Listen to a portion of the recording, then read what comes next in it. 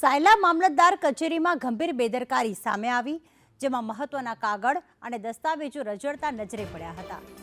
ઓળખ કાર્ડ સ્ટેમ્પના લખાણો લોબીમાં રજળ્યા હતા.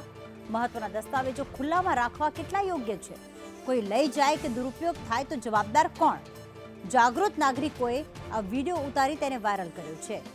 સાયલા મામલતદાર કચેરીના આ દ્રશ્યો કે જ્યાં પ્રજાના મહત્વના જે કાગળો છે, દસ્તાવેજો છે, ઓળખ કાર્ડ છે, સ્ટેમ્પ પરના લખાણો સહિતના કાગળો બહાર રજળતા સામે આવ્યા હતા, ખુલ્લેઆમ પડ્યા હતા. સામાન્ય રીતે આ મહત્વના કાગળો કોઈ પણ કચેરીમાં તિજોરીમાં કે કબાટમાં મૂકવામાં આવતા હોય છે, પરંતુ અહીંયા તો કોઈ કાગળો લઈ પણ જઈ શકે છે, તેનો દુરુપયોગ પણ કરી શકે છે. અત્યારે કચેરીમાં આપ જોઈ રહ્યા છો કે કાગળો જે છે ખુલ્લામાં પડ્યા છે. કોઈનું ઓળખ કાર્ડની ઝેરોક્સ હશે તો કોઈનું સ્ટેમ્પ પેપર હશે. આનો જો કોઈ દુરુપયોગ થશે તો આખરે જવાબદાર કોણ? કેટલાક જાગૃત નાગરિકે દ્વારા આ વિડીયો સોશિયલ મીડિયામાં વાયરલ કરવામાં આવ્યો છે.